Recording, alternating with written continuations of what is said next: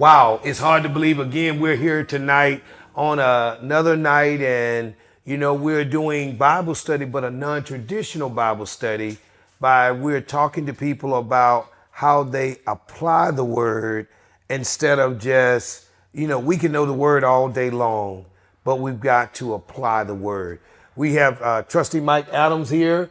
Hey, sir, how you doing tonight? Good. Man, it's good to have you with us, and we've got a long journey with each other. So tell us, how long you been at Juniper, and what are you doing at Juniper? What are some of the responsibilities? I don't know if we got time now. Right. I've been at Juniper. Wow, I can't even count the years, but it's. I've been here since right after Reverend Jones left. Oh wow!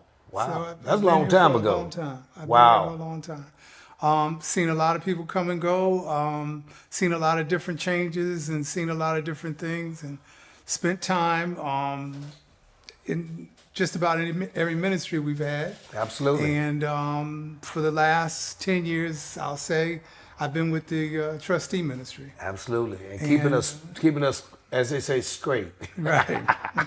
And so we've had a multitude of things that we've had to go through. Yes, sir. In that time, and yes, changes that we've gone through. Absolutely. And different things that had to happen. Absolutely. So.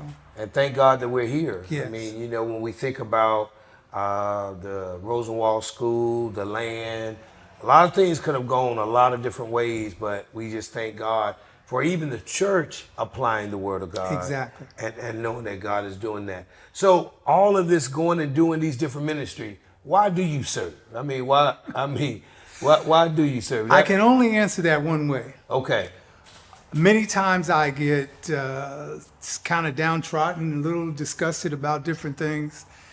And I came to the conclusion in a prayer. Okay. I was on my knees and I was praying about something, a situation that we were going through, and different just frustrations. And I came to the conclusion I can't quit till God tells me to quit. Oh wow. Well, because when I tried to quit, right. Every time I tried to quit, right. It's hard to explain that unless you go through that. How if you're on your knees and God tells you to stay on your knees, every time you try to get up, there's a problem getting up. Oh, wow. Oh, wow. So Absolutely. That's what keeps me at what I do. I realize that if we really take us out of it, right, we're here to serve. Right. Right. We're here to serve. If right. we take our existence out of all of this, we're here to serve. Absolutely. We're all parishioners. Absolutely. We're all parishioners. No matter what position you get, absolutely. You're still a parishioner. And it doesn't even matter. No. From whatever position you have, because serving has nothing to do with the position. No. It has to do with a calling, and I think we've all been called to serve. Called to do something. So now, I guess when I look at mental health, yes, and I look at where it is today, and I know your profession has been, part of that has been dealing with mental health. What do you see mental health at today? Is it worse, bad? Has it always been here, or? Well, mental health has always been here. It hasn't been as important to us, okay, because we, as blacks, we've always taken a different perspective to it. Okay. We've always felt like if we needed help, that we had a serious problem, that we shouldn't, this shouldn't be happening to us. Okay. We shouldn't be in this position. We'll take our problems to God, but we don't trust other godly people to put us back on track, to understand why certain things happen or how to motivate ourselves to get out of certain situations. Okay. And so we put a dark light on it. Okay. And that goes into the realm of depression. You've got something that's toiling you, and for the longest time you can't resolve it. Right. You get depressed about it. You go through changes about it. We sometimes do it unneedingly because we're trying to change things we have no control over, such as people that exist around us. Right.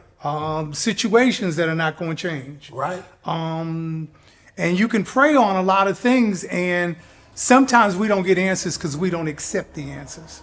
Wow. So, wow, that's deep. So sometimes the answer is what we got, but we just don't want to receive it. Don't want to receive it. Don't want to Wow. receive it.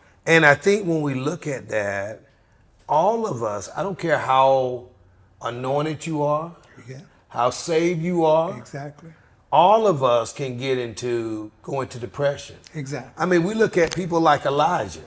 Right after he had just defeated the 450 Baal prophets, he goes into depression because he's running for his life because Jezebel sends him a message and he said, I got to go. I got to go. And he feels like he's alone because he thinks he's the only one that's doing it. And I think that's dangerous when you think you're the only one that's going through. So I guess then with mental health and just mental health, just in saying that, having a healthy thought life, is it okay to go get help?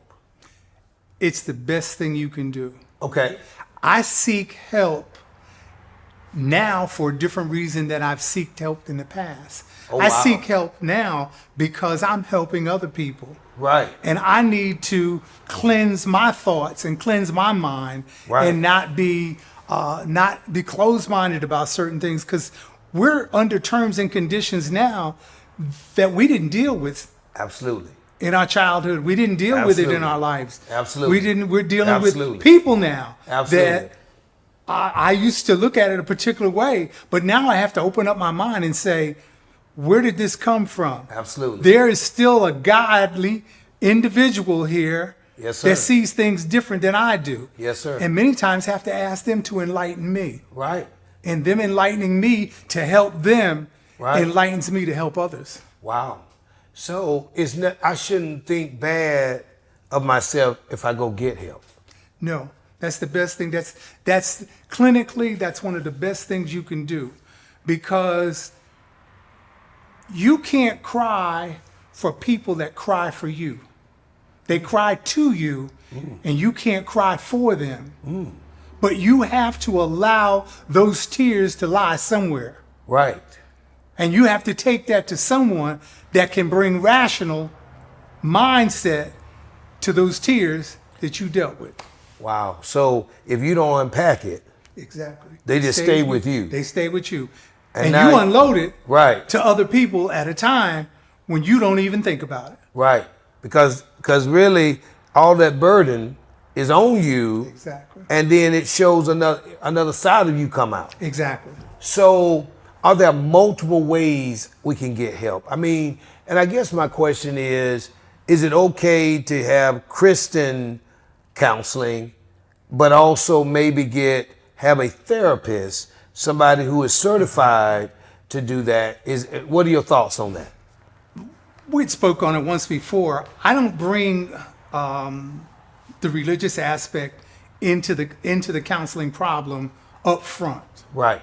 Because I don't know where your background is. Right. I don't know where your level of understanding is. Okay. And do you see God through the same eyes I see God? Right. And do you feel for him the way I feel for him? Right. So I don't want to pass that on to you Right. in helping you solve your issues. Right. So that could be a barrier. Exactly. Oh, wow. Exactly. So I don't just say, I belong here. I do this. This is how I believe. I try to get to the crest of their problem. Okay. And then sort it out from there. Okay. And through that vein of conversation, I ask, where does your level of belief lie? Oh wow. Oh wow. And meet them And meet them wherever they're they at. are. Because they may not meet me. I may not be able to meet them. Right.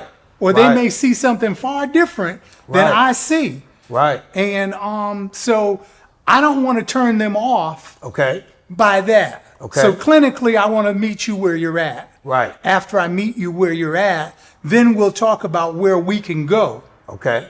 And I take them through certain tests. I want to find out how committed are you to your problem. Okay. I have to put you in a situation to call me back. Okay. And I have to give you some form of homework to find out, is this something you just thought about today? Or Right. is this something that plagues you every day? Right. Right.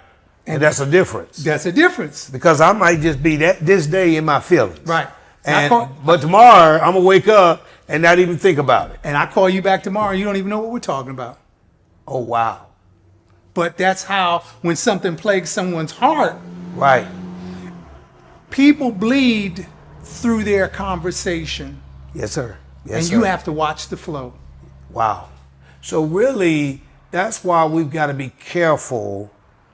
I preached about it the other, some time back, about be careful trying to be somebody's therapist when you're not certified to do that. When you do that, their problem becomes your problem because you become the fall guy. Oh wow.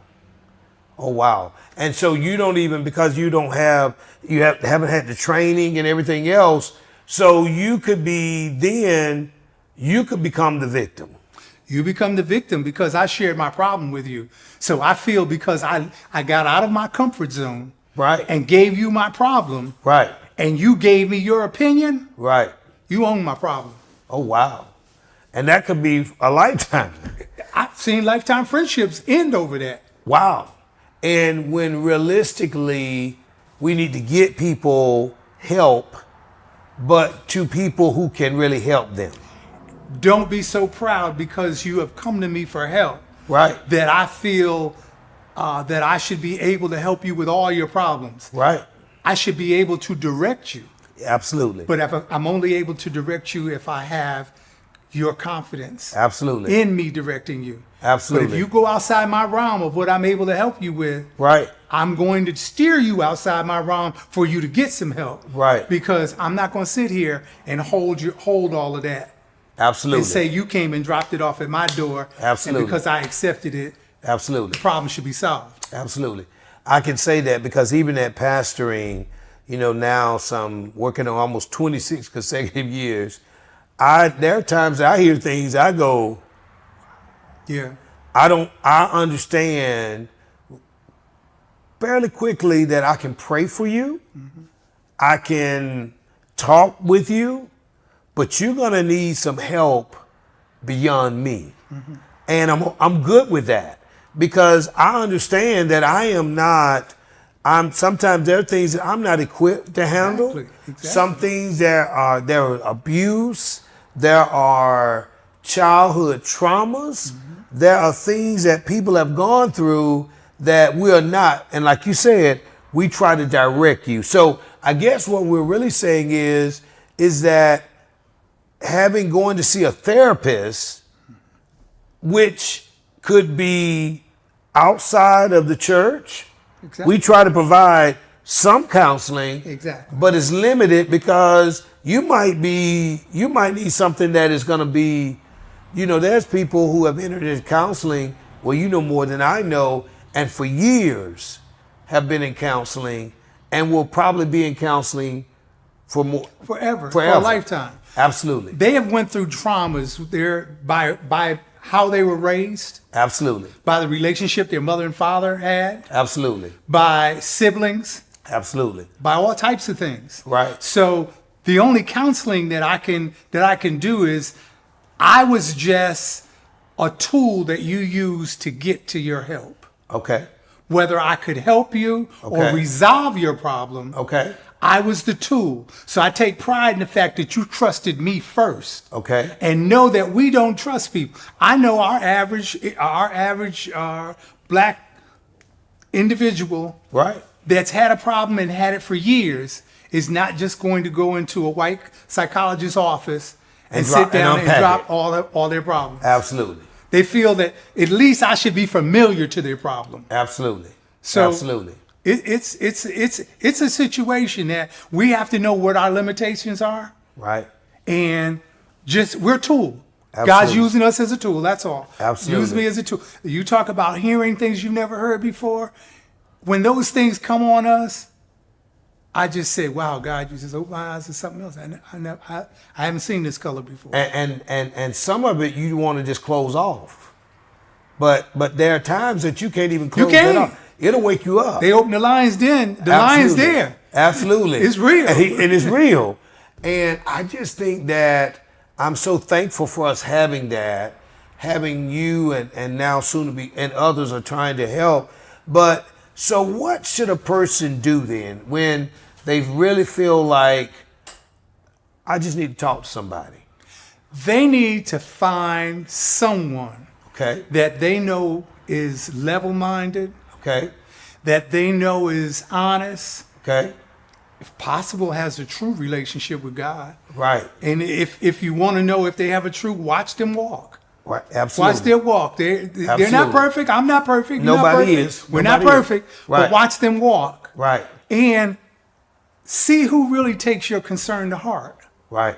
Sometimes you just have to let out tasters. Right. I'm going to give you a taste of this. Let's see what happens. Let's see what happens. Right. Now, what if they, what are your thoughts if I decide that I'm going to go outside the church and I'm going to see a therapist outside the church? I don't have a problem with that. Okay. But you know your problem better than I know your problem. Okay. If your therapist does not give you the feedback Okay. after you've given him or her a sufficient amount of information, Okay. and you don't get the feedback to feel like they are walking you closer to an answer, Right. you're speaking to the wrong person. Oh, wow. So sometimes you could be going to a therapist that is really not helping you at all. Some of them it's just a check on the desk in a conversation. Right. So you need to be, one, probably do some research on the therapist. Exactly. Before you go, but then also give it a time period and look at for feedback. And what are you feeling now? How is this helping me now? And is it working? Now, here's some other concerns I think are there. Could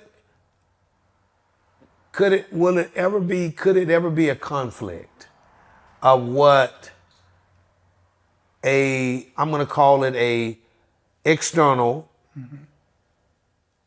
therapist give, compare it to maybe a Christian counselor therapist? Could there be conflict with what There has to be a breakdown that you have to understand. Is there spiritual components to my problem? Okay. Okay? Wow, that's deep. So there's a whole different. There's a whole different realm Okay. about things that just happen in life. Okay. But is there a spiritual component to this? Okay. Okay? Okay. Someone that is spiritually connected can help you understand that better. Okay. If there is just a lively component into something, that this just happened because this just happened, And I need to unpack this. and I need to unpack it. Something happened when I was 12. Exactly. Happened when I was 13. Exactly. I've not been able to talk about it as much, but right now I'm trying to get it out. Then we go to where If we you've need been to go to. violated, Yes, sir. let's examine who violated you. Absolutely. Let's examine when you were violated and how the violation took place. Right. Let's not just say everyone's out to get me. Right. Because everyone is not. It's not. Right. And that could be so traumatic that people are having difficulties having relationships Very much. because of what happened early on. Some people have victim personalities. Now, what's that? Now, A victim personality is they do things to create victims to come on to them. oh, wow. They do things, Oh, wow. whether it's to get attention or Wow. whether it's whether it's just a behavior or whatever it is. They have a victim type personality. So that could be either negative or positive, whatever it is. Exactly. Wow. So, and then some people can, I guess, are always a victim. Exactly. Some people like to play the victim role.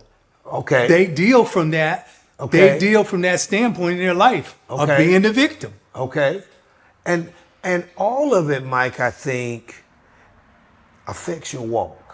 Would you agree with that? Yes. It will affect your Christian walk because at some point in time, somebody is watching you. Yes. And you could be over here, they see what you could be. Mm-hmm. And I don't think it's always faking. I don't think it's always trying to be a hypocrite. But I do think that there are some things that if you don't ever deal with it, it could mess up your walk. Yeah. Yeah. Wow. Sometimes people do not allow you to arrive on the time that's on your schedule. They apply their own schedule to your life. Wow. And feel that you should arrive there before that. Wow. And that throws your whole course off. And it's still maybe you're still going through things. You're still unpacking. You're still right. And sometimes I'm attached to someone else's problem that stumbles my growth. oh wow. And so it's at multiple levels because sometimes then I am, and could I be, I don't know how to say it, but could I be attract others' problems?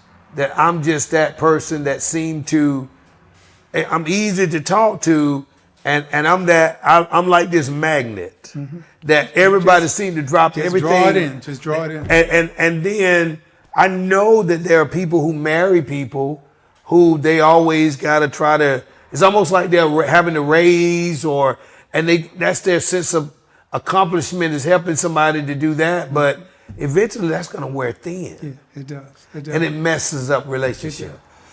Look at life as a funnel, a siphon, and a strain. Okay. When all of that comes back and it goes through the strainer, after a while the strainer will get filled and you can't pour anything else through it because it gets clogged. Absolutely. And that's what we have to do. We have to constantly filter and strain the things that we go through in life. Because if we don't, it's going to stop the flow somewhere. Wow. You know, you see people that say I'm fed up.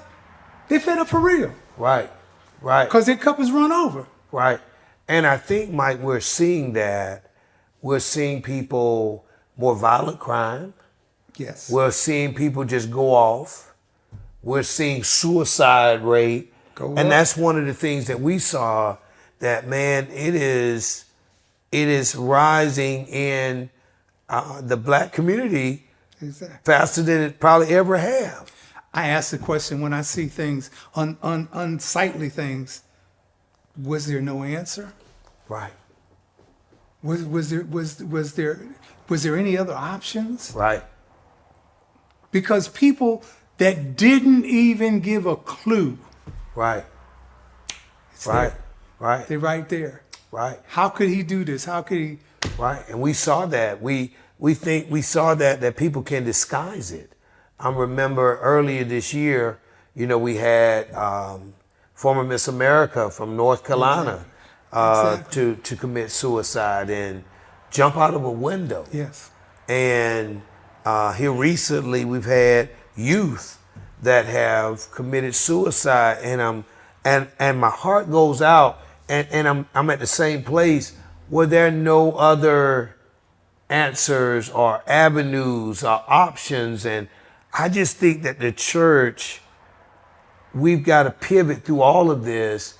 And if we sit and wait for people to come, I don't think it's going to happen. And so that's why we've got a phone line. Mm-hmm. We've got people can call at any time to try to get counseling, get some help. And it's confidential. Mm-hmm. And we're just trying to help. And that's why I wanted us to talk even tonight, because there may be somebody tonight that has a problem. That has a problem. Because the truth of the matter, we all have problems. I call it the 10 and 10. Okay. I want you to write down 10 things that are problems or adjutant to problems. Okay. And I want you to hold on to that for 10 days. Oh, wow. And if you haven't answered anything on that list in 10 days, I want you to give me a call. Oh, wow.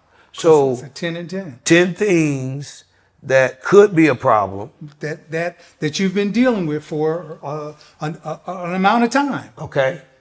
And I want you to pray on it and concentrate on it for 10 days. Okay. And see if any of those things go away or anything changes on it. Okay. Because sometimes it may still be there, but my perspective changes. Maybe it needs to be there, then what I was complaining about it being there, it's almost like in the Bible, we don't know what the thorns were for Paul. But what he did, he tried to pray that thing. He did the 3 and 3. Now you told the 10. I like the 10. Yeah. He prayed 3 times and said, God, will you remove these thorns? Yeah. And all Jesus come back to say is, my grace is sufficient. Now, and you got to be good with that. Yeah. You got to be good that sometimes some stuff is just going to be that way. You've got to accept your own resolution. Oh, wow. Do you want to unpack that as we draw this to a conclusion? You got to accept your own resolution.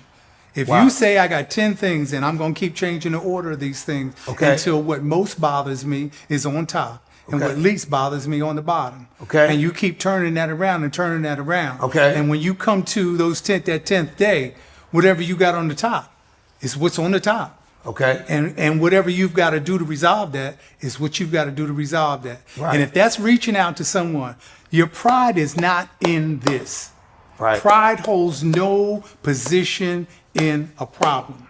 And if we apply the word, I think it says pride comes before the fall.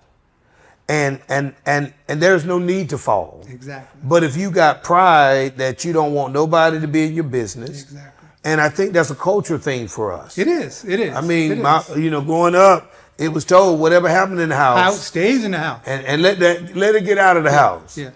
You had a price to pay for that.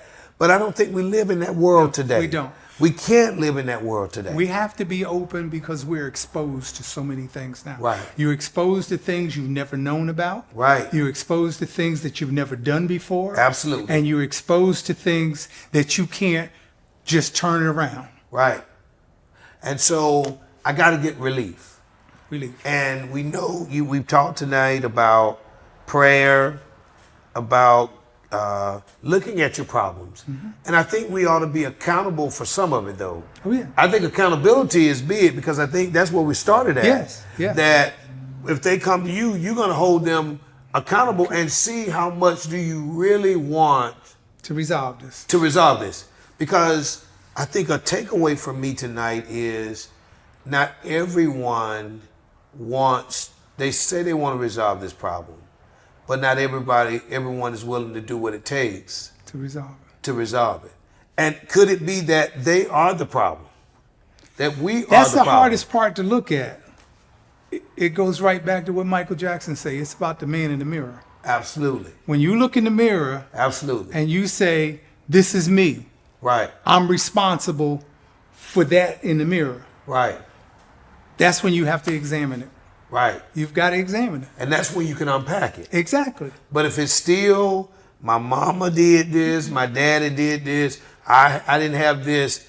And I believe, Mike, I truly believe that some of the things that we went through, all of the things we went through were necessary to get us to where we need to be at today.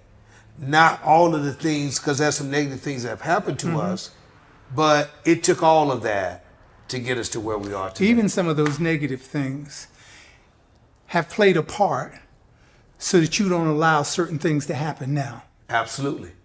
You say, I've been there before. Absolutely. It's like looking up when you're driving. Oh, I've been here before. I'm not going to do this again. I'm not going to go there. Because the last time I was there. Exactly. It wasn't pretty.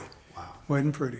Well, it's been awesome, man. You just opened our eyes. I hope we're going to have it on our screen.